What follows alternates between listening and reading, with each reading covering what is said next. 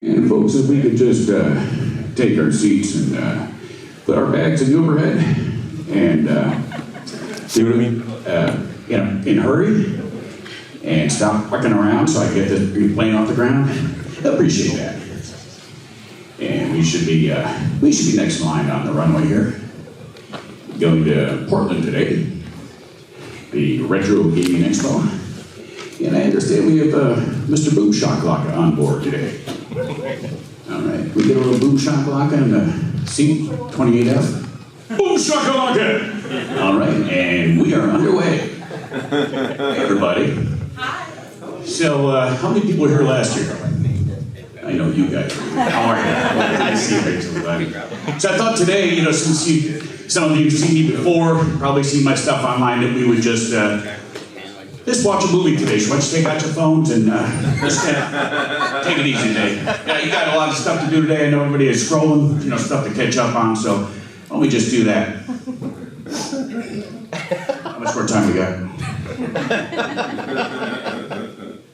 Anybody staying over at the Eastland Hotel? Yep. Cool place. Funky, European, sexy joint. Go down for breakfast at 9 o'clock. Hey, you guys got breakfast sandwiches? Yeah, but we're out. Wait, 9 o'clock, you got a convention of 12,000 people across the street. Your place is full, but you got no breakfast. Yeah, we're out. So, what'd you do yesterday at the meeting? How many breakfast sandwiches do you usually go through at a convention? 300? Okay, what do we have? A hand? 60? That should do it. Yeah, let's do 60. Okay. I was like at O'Hare Airport coming home at 5 o'clock on a Friday, went for a slice of pizza, Chicago pizza, stood in line like, have a pepperoni? Yeah, not a pepperoni. You have cheese? Yeah, we're out of cheese. You have any pizza? No. Well, we do, but it's frozen. Oh, so you're selling frozen pizza now. That's a good idea, huh? Friday afternoon, busiest airport in the world, frozen pizza.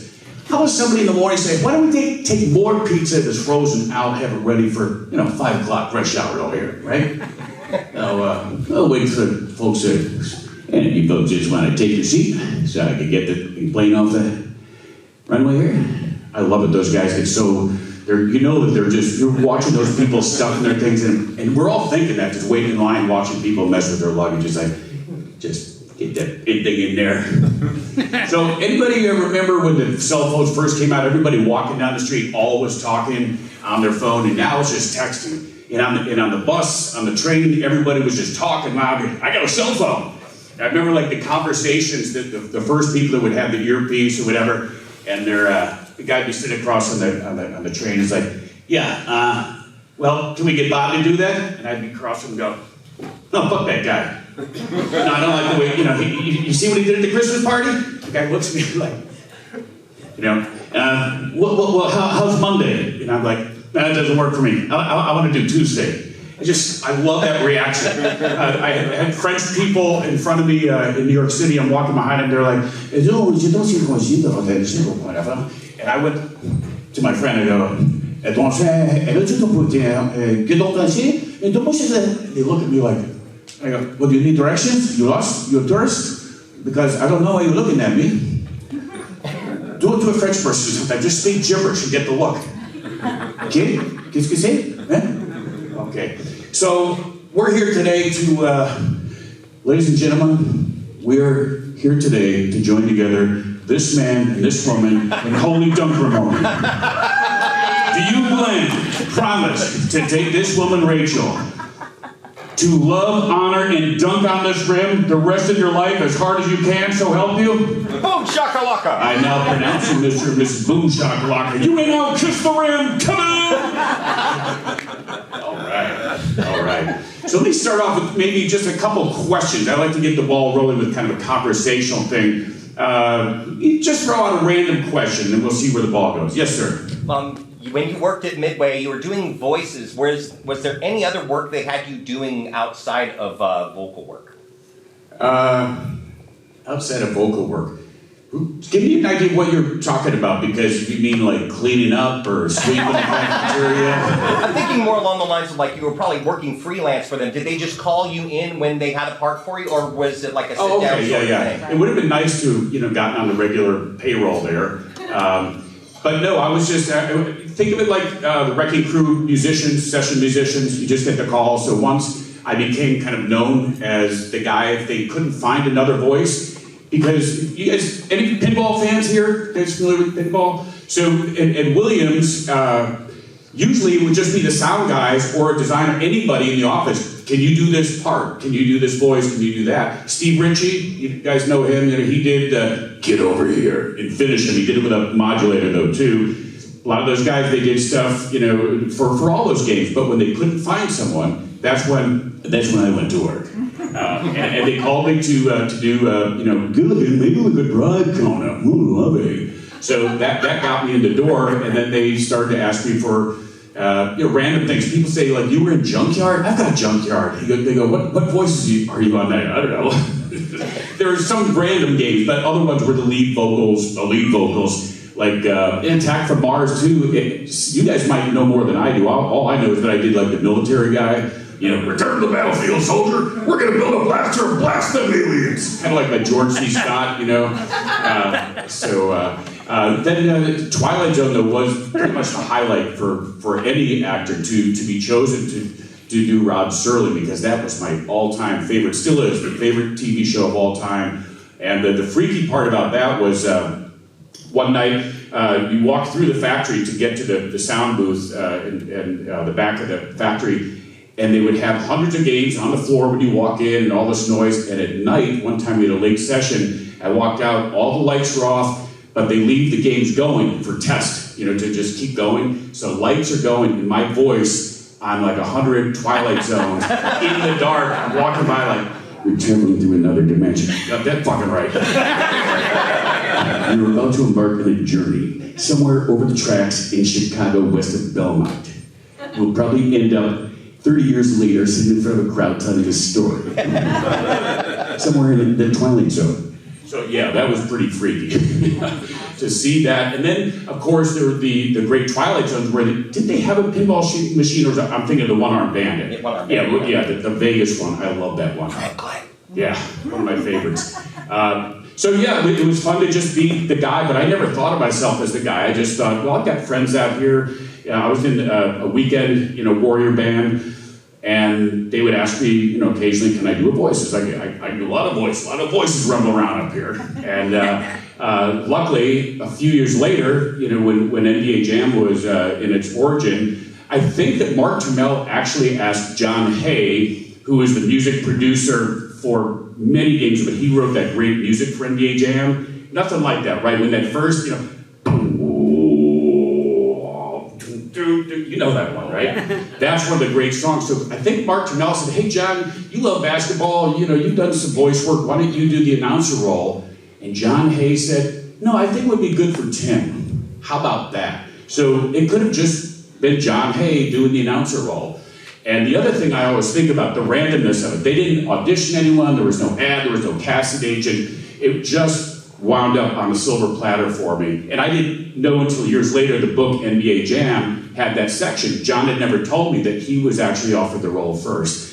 But I've thought of this weird thing at some of the recent shows. What if I wasn't in that position? What if John took it? Or what if I didn't play drums, so I was never in that band on that weekend where the guy asked me to do Mr. Howell that got me in?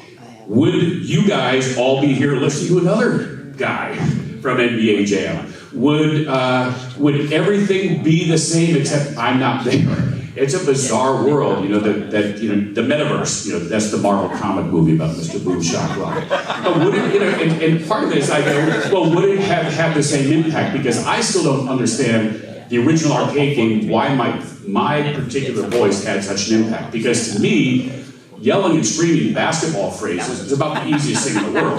When you're a kid in the backyard, well, that's what you do, whether it's playing baseball, whatever. I was shooting by myself, it's Kitzrow for 3, time winding down, we all do that. So that was the easiest thing, was doing the comical voices, wow, blow me down, it's the sea hat. Ooh, what does Fippy go?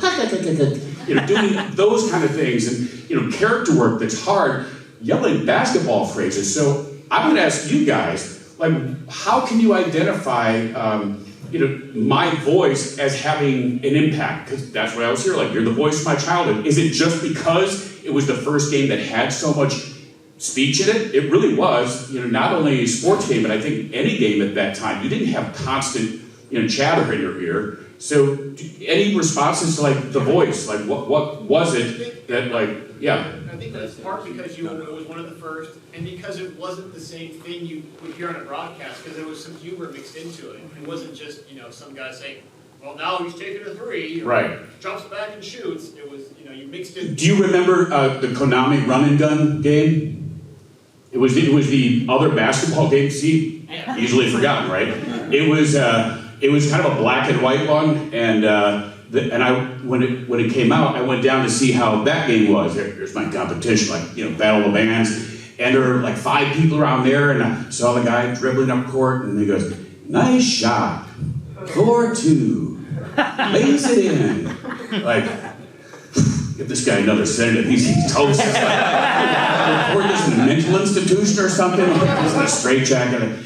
He dunks it. No hope for this guy. And then you run down to Maya. I ran down to Maya where there's 10 people around, and I heard all this, Maya screaming, yelling wide open, can't buy a bucket, puts up a brick, no good, he's on fire. And I go, yeah, that's how you do it.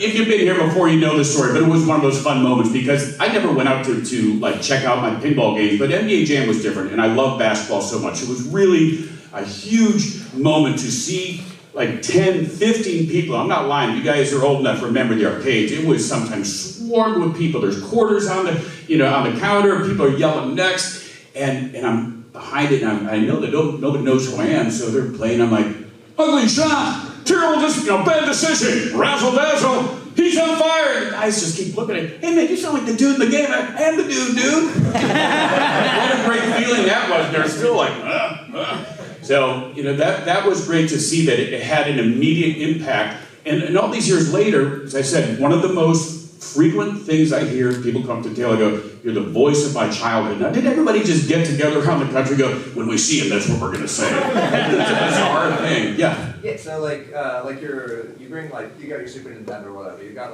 4 friends there, only 2 of them are playing, so then somebody you're he's on fire, and then everybody's like, "Oh, boom, shakalaka!" Yeah, so it's the repeatability of the voice that makes it part of our lingo as. And it's you guys, you've taken psychology. It was Pavlov's dog, which is also a rock band name, wasn't it? Pavlov's dog. So, but you get primed. You get it's this laboratory thing. Every time you hear that voice, he's heating up. He's on fire. You feel good, right? So it's it gets wired in your memory. And Boomshakalaka means, I'm doing well. When you're a kid and things are hard and things are tough at school and people are maybe, you're getting bullied or whatever. But when you play jam and you're jamming on someone and you're hearing that, that's this power of, positivity and reinforcement. So I think there's part of that psychological thing. It's I'm like the Manchurian candidate in your brain, right? Glenn, this is the moment. Glenn is heating up! Boomshakalaka! I can make you do anything. Yeah. I mean, I discovered NBA Jam when I was in my mid-20s at my girlfriend's house. Her brothers had the Super Nintendo, which I didn't. I bought a Super Nintendo a couple years ago because of NBA Jam. And that was the first game I bought for that console, which I didn't have before. And it's really because of you and your voice. I grew up in Seattle, so I grew up with Kevin Calabro as our play-by-play guy. And his voice and delivery and yours, there's a lot of similarity there. Yeah. And so when I heard you on the game, it just really gripped me, and I just became an instant fan. So. That's really cool. That's nice to hear. And one of the nicest compliments I do get is from broadcasters over the years that were kids growing up. You're the reason that I went into this, and show up in their booth and they're like, "Oh my God!" It's I could never do what they do. I mean the work ethic. First of all, to know everything about sports. People often ask me, "Would you like to do announcing for sports games, or have you ever?" It's that's like going to school and taking algebra. That's work. I'm the guy in the back, yelling in class clowning. That's the role that I love so much, is that I can say anything. And oddly enough, people think of the first game, you mentioned some humorous things, but the first one was really pretty straight ahead. It was pretty much just superlatives, like being thrown out in 1 and 2 lines, whatever, but it's the NBA Jam with EA Sports 2010-11 where I started to do the kind of like stand-up meets, drunk announcer or whatever, where it's fun, and that's like the thrill, like no one else has had a chance to do that in a video game, and also write their own material. That's where I feel so fortunate. For whatever it was, EA relaunched for, $10 million, they just said, write anything you want. I mean, how about that? It's like, I create the cartoon, Adult Swim, the world that this game is. So once again, without me, there's just this game and players running around, but then you get me like, from downtown, and like rummaging through my wife's top dresser drawer, finds nothing but nylon. LeBron in the lane, rejected. Or like my wife always says, not tonight. I mean, you don't get that on TV. So that's the fun. And if you guys were here last year, I'd like to tell you that the next phase of NBA Jam was for me to take it into NBA arenas on jumbotrons and social media by doing cold calls to different teams, figuring they're probably around your age, they grew up. So I would get their voicemail like, you reached Rick Henson from, no, I'm doing my, you reached Rick Henson from the Milwaukee Bucks, please leave a message.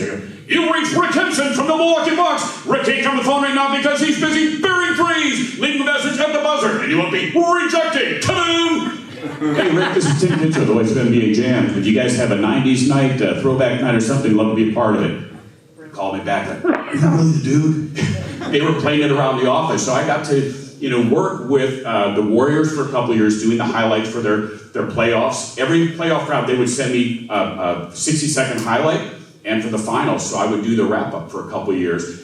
Imagine the fun of like looking at Steph Curry, no sound except sneaker squeaking, no announcer, and I get to be the voice. It is absolutely the most spectacular moment. And Steph had just, they're beating the Cavaliers, so like, he's a serial killer. Oh, what does two-time serial killer Steph Curry have for breakfast? Snap, crackle, and pop. Nice crisp threes. Make him a part of your balanced NBA breakfast. Kaboom!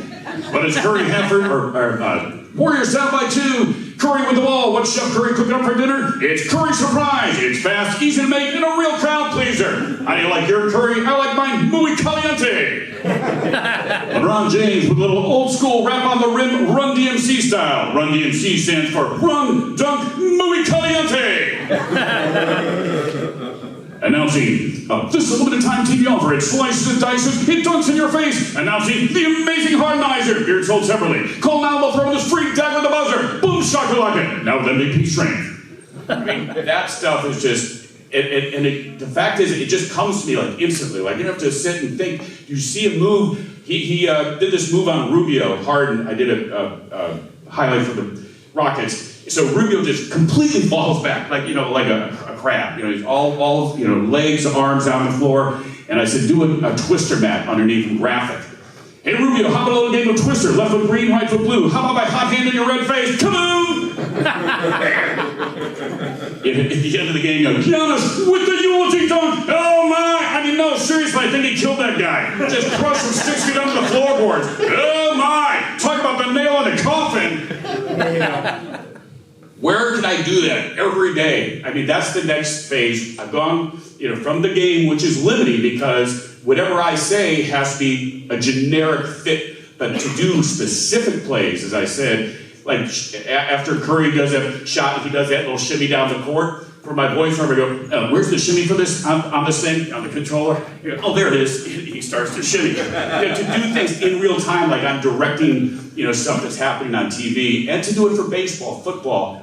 So that is my goal, and you can help me. But that's what I would love to do. I'd like to be a contributor for ESPN. You've got Major League Baseball, NBA TV. They've got 24 hours of stuff. They've got Shaq in the Fool. So that's what I've been trying to push for, And the other thing is I want to get NBA Jam. I think it should be honored as an exhibit, at least, if not a permanent exhibit, at the Hall of Fame.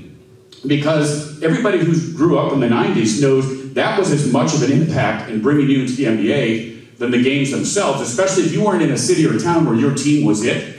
You're getting NBA from NBA Jam. People around the world learned NBA Jam from Jam. I've heard people from South America, from Pakistan. We didn't get any NBA, but we got it from that. you know, so it would be nice, like 93, that was the explosion of all those great 90s players, the Bulls era, and then you could, you know, go through, like, what were the other games, and when did NBA 2K or EA Live or whatever, but a history of the video games, you walk by, like, you know, here's, you know, like, think about any random player, like, you know, here's this guy's sweatpants, you know, like, here's his shoes, like, that's great. But here's an NBA Jam exhibit, you know, it would be electrifying. You could have all those screenshot pictures of the players done like a big Andy Warhol, like 5-foot, 6-foot banners, machine down there, all kinds of archival stuff. So we'll get a little petition going after this. What do you say? Yeah. All right, let's take a few more questions. Yes, sir, in the back. Yeah, in the hidden files of the game, there's like some cut lines.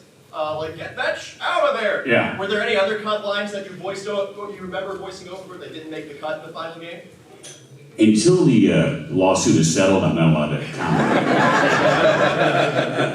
No, actually, you know, we always mess around in the studio, and I was actually egged on by, you know, this older guy who's like, he just loved the vulgar stuff, and he go, hey, I'm gonna send this to my boss, say this, say that. It was like, I was like a parrot, you know, it's like, okay, all right. And that went, this was at Acclaim, Iguana and Acclaim, ended up somehow getting in the original, like into the cartridge, and there was someone hacked into it, and so it was actually released. And then there was an article about it maybe 15, 20 years ago, and I was getting calls to verify was that me. It's like the X-rated NBA Jam, and I was working at EA Sports at that time, and I thought, well, that's not good. If that gets out, they might go, oh, we can't have this for our family. You know, Tim Kitzrow is bad news. It's like the cancel culture before the cancel culture. So I was scared to admit it. So I denied everything. They go, was it you, or did someone just hack it, or is there someone doing an impression? I go, yeah, impression hacking, yeah. And that's what it was. And then they interviewed John Hay, the same article. They go, yeah, it was Tim. There goes that cover. You mentioned wanting to do other sports. I'm a big fan of baseball and of boxing, so I'd love to hear like a home run or a knockout called by you. Who listened to or played MLB Slugfest? That's my favorite of all time. And Sosa steps in here, and it comes down by 1 late in the 9th inning. And here's the pitch on the way, swung out, well hit to left field. This one has a chance. So long, goodbye. Home run, Cubs win. And how about with if you guys remember that Jimmy Shorts, he was my the color guy who's like the kind of drunk Harry Carey guy. He's like, and here's the pitch on the way. You know, he looked like Babe Ruth on that one, Jimmy. What do you mean? They didn't even swing at it. Yeah, Babe Ruth at the Wax Museum, huh? You know what, Timmy? How many birthday candles you think they'd have to melt down to make a Babe Ruth at the Wax Museum? I'm thinking like 300,000. That's probably a good guess, partner. That game was so much fun. You know, Tim, I'm going to beat you over to having a folding chair. You're an idiot. Hey, Jimmy, your swelling went down around your eyes. Oh, yeah, you know, when that raccoon got in the window again last night, he gave me a pretty good fight. Well, I put a little turpentine on it. Turpentine? What's the matter with you? Well, my dad was in the army. Put turpentine on anything. You know, you need some psychological help. That was a fun game. So go back and check out Slugfest. All right. Yes?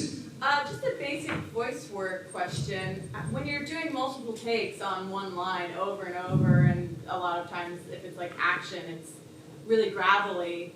How do you keep your voice from like getting damaged? In the old days, somehow it didn't matter. I guess like a young athlete, when College Slam was made, I did that in 2 sessions. I think 2 10-hour sessions. And now with the union, they only allow you to do 4 hours, and then you have to have breaks, and you can't do high energy stuff more than X amount of minutes or at the end of the session so you don't fry your voice. Didn't know that back then. Wow. So I did that. Wayne Gretzky was actually, Wayne Gretzky 3D Hockey was completely recorded out at the Midway Studios in Los Angeles. And right before it was released, someone out there said, we don't like this guy's voice, let's get Tim from Chicago. Like, well, why didn't you get me in the first place? So they came out on a weekend, once again, yelling and screaming hockey, like, you know, slap shot from the blue line, blah, blah, blah. For 10 hours on a Saturday, 10 hours on a Sunday, and did it. So these days, the hardest game I do is a Mutant Football League, because there's 3 characters, it's high energy, and I'm doing all 3 characters, and I have to do them like live so that the timing and the humor works, and so you're not sorting through 1,000 lines like, oh, where'd this response go? And if I want to do 3 different responses, and welcome to Mutant Football League. And guys, San Francisco is a great town, a lot of views to take in. Junior, where are you going to go after the game? Well, the best view in the city for me is the Gentleman's Dance Club down the street. You know, best bang for the buck. Yeah, well, sounds like a great idea, Junior. And how about you, Bricks? Well, I want to go see the Fisherman's Dwarf. It's Wharf, you idiot. Oh, Wharf the Dwarf. It's cute. You know, all those 3 voices at once, like it's a voice shredder, but I have no easy answers. I drink 6 bottles of water, probably over a 4-hour session, if not more. So I actually spend more time in the bathroom than in the booth, and that's a good way to get paid. Yeah, we're pissing my money right down the toilet with his Kitzrow guy.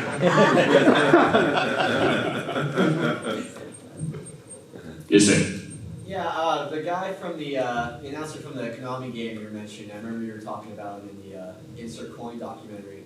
My question is, has he ever reached out to you to address your complaints about him? Or, The Konami guy? yeah, the announcer from that. You mean the nice shot? Yeah, that guy. Yeah. I don't think he's with us anymore. I don't know. So I figured maybe he was like, well, hey, I was going through some tough times. Well, I didn't like shout go like the other guy. That would have been me, Mr. Boomshakalaka. Now we here at the convention drinking fancy coffee and eating breakfast sandwiches. Well, probably not. They probably ran out. But probably having a pumpkin latte. And here I am having coffee in the back of the 7-Eleven. Hey, man. What else? You guys go to the Blockbuster tournament today? Do we have any serious Jam players in here? No? That's interesting. And how many people knew about my pinball work before coming in here?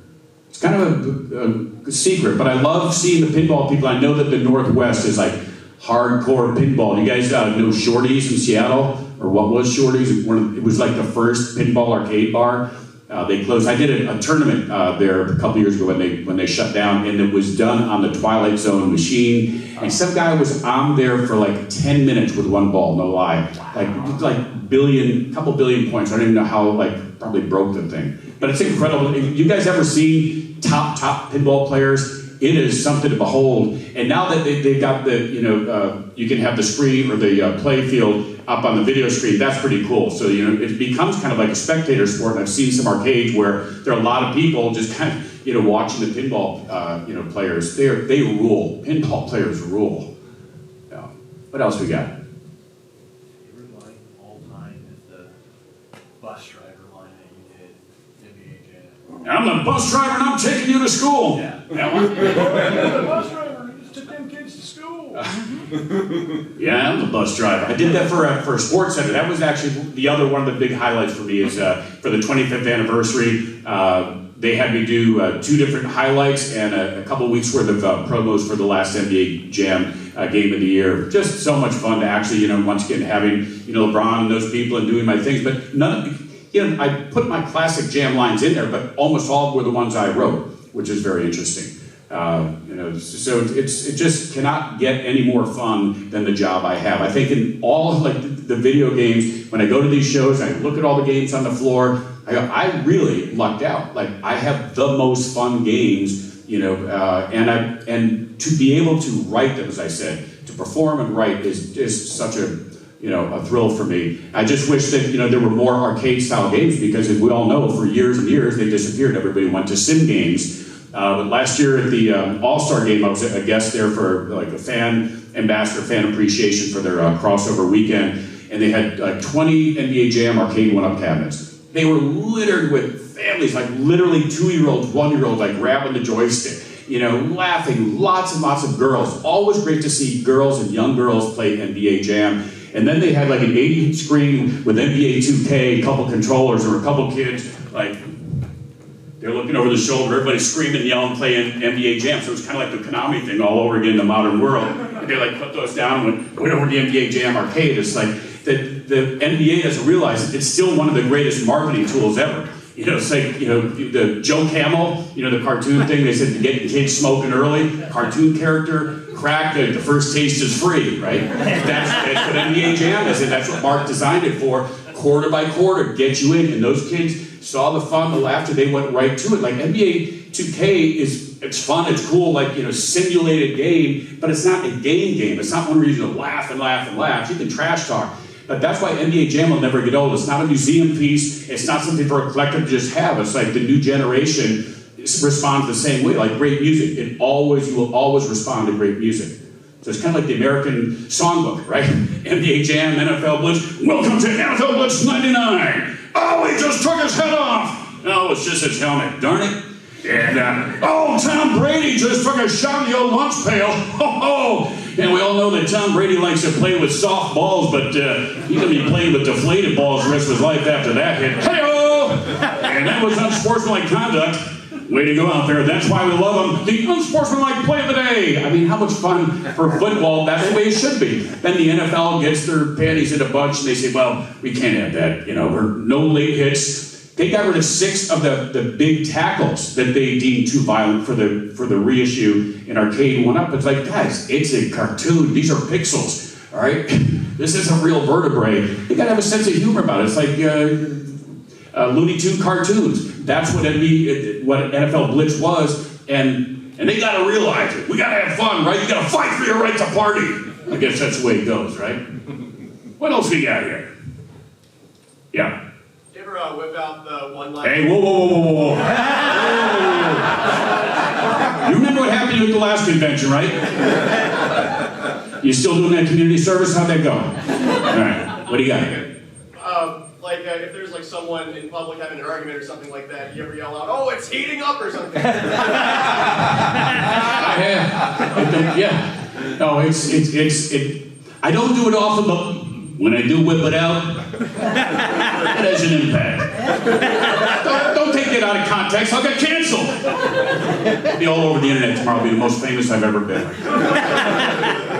My apologies. That's all right. We'll go into business together. Hell yeah. Yeah. Do you have any upcoming projects that you're planning on working on? I do. Actually, one is pretty cool. Anybody go to Vegas? So look on the floor for the NFL game, the first ever NFL licensed casino game. Isn't it crazy? A few years ago, basically, you go to jail if you even talked about gambling or NFL and players and this and that. Well, now with DraftKings and what's the other one? FanDuel. Like they actually have an entire building attached to Wrigley Field, like the FanDuel Sports Club. It's like Pete Rose can't get into the hall. I know he gambled, but bet on his own game. But I think it's crazy how the gambling has gotten. But thank God for me, they got a licensing deal done. So in Vegas, NFL game, welcome to NFL Jackpot. And here's the kick. It's up, no good. So I'm doing my thing for all the people who grew up playing my game. They're out there like, holy shit, that's the guy.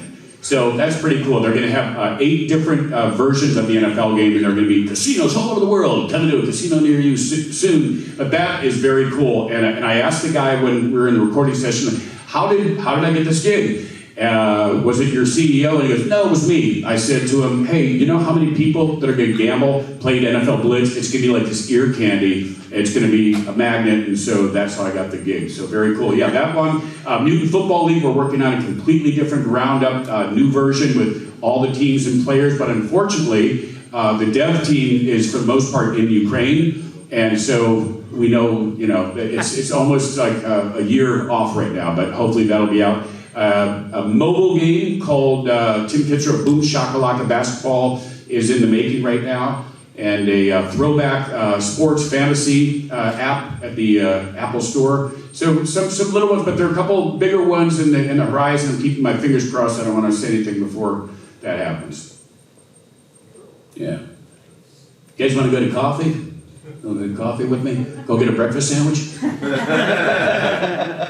So, this has been a thrill ride, and I think I told this story last time. It's worth repeating. A couple things I like to think about and leave you guys thinking about, like the reason we all get together for these shows. I want a couple responses from you guys, random. Actually, right now, if you want, just tell me, like, what is it about these shows that gets you excited? When did you first start going to shows? And what does it mean to you? And what is the experience? So just take a couple, anybody that, tell me,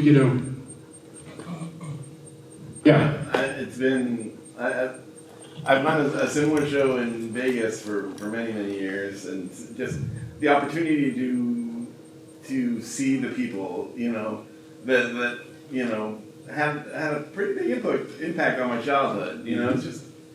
How about just the idea of say, get your quarters ready because we're getting in the NBA Jam time machine and going back to the year 1993. Sorry, Prince. Prince from downtown Minneapolis. Nothing but purple rain.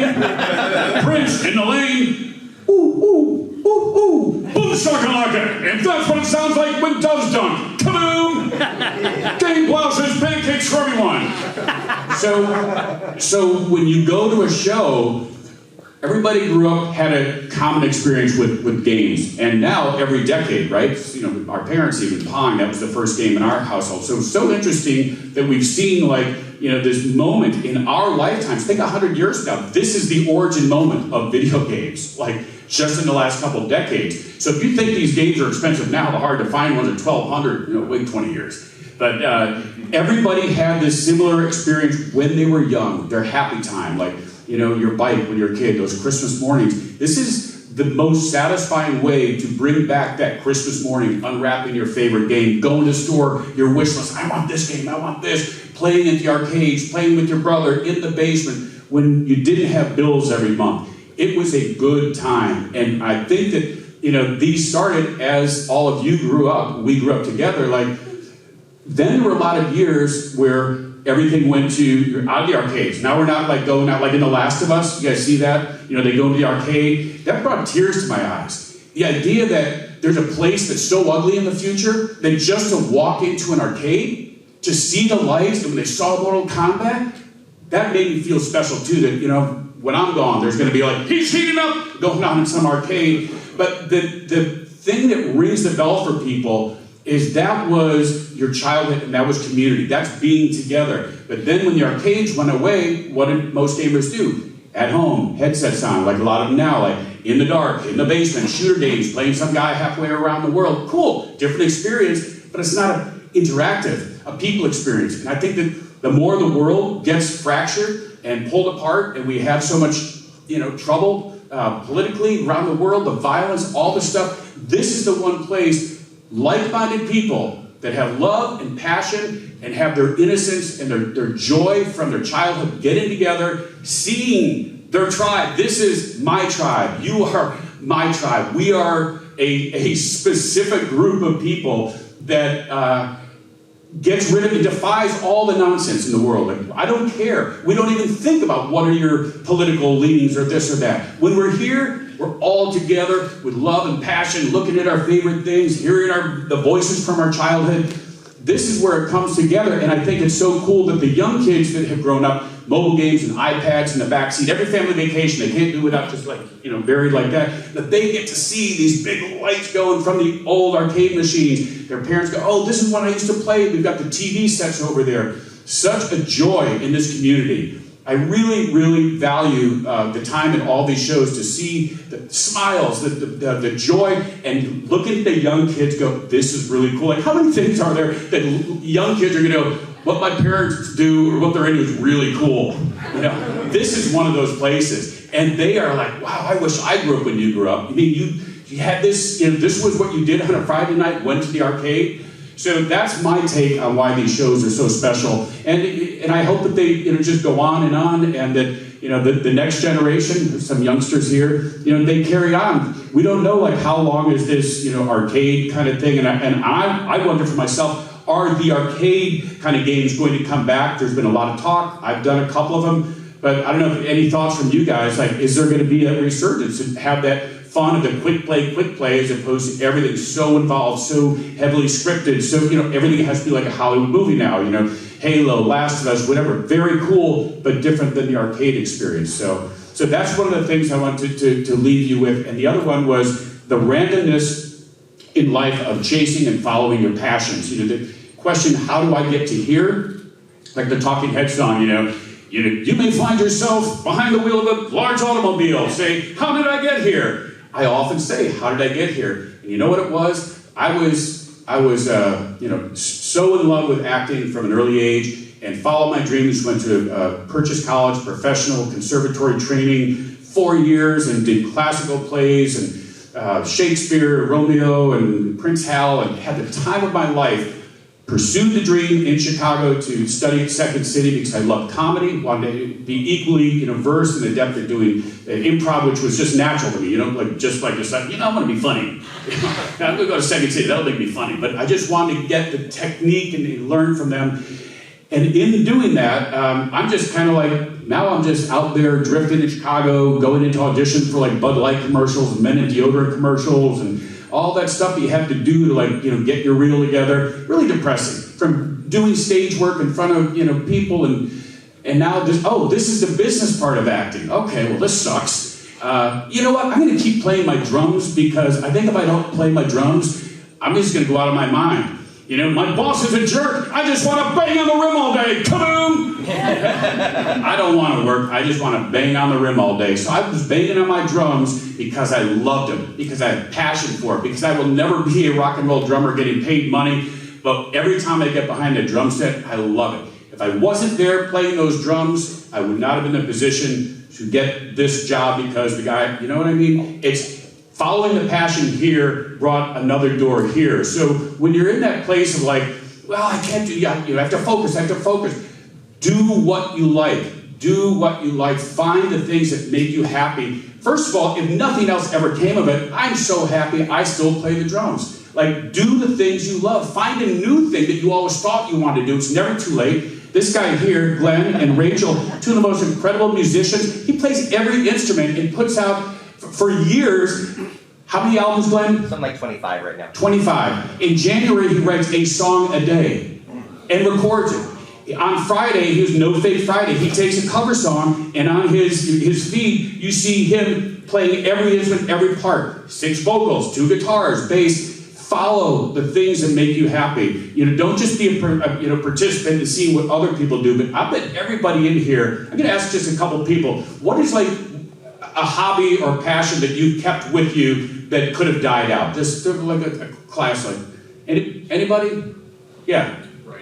Writing.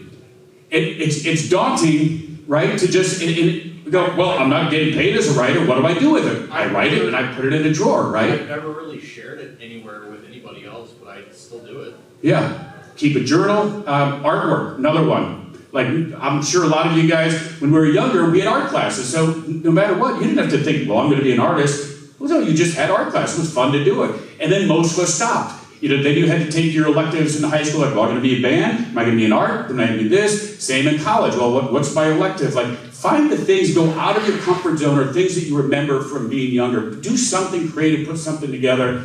And with that, I just want to, if there are any more comments or whatever, but I think I want to end on a happy note about, like, here we are all together in this room. I can't thank you enough. It means so much to me. I spent 20-something years after Jam, or 30 years, basically toiling around, trying to piece things together, working in restaurants until COVID hit. So for me to have a third act I'm going to be 65 in January, to have people acknowledge, me, it's just, I still have to pitch myself. I don't think it's real sometimes. It's something I did 30 years ago that was just fun, has had an impact to have me out here. So I can't thank you enough. And I hope that this is one of the great shows. I do shows around the country, but Gerald and Adam, everybody here is so great. Have fun, stop by my booth just to chat, take some pictures, whatever, but love having you guys here. Thank you. Love you. And this game is underway. Boomshakalaka. Please don't forget to like and subscribe, and to the right are a few more videos from the Portland Retro Gaming Expo 2023. Thanks for watching.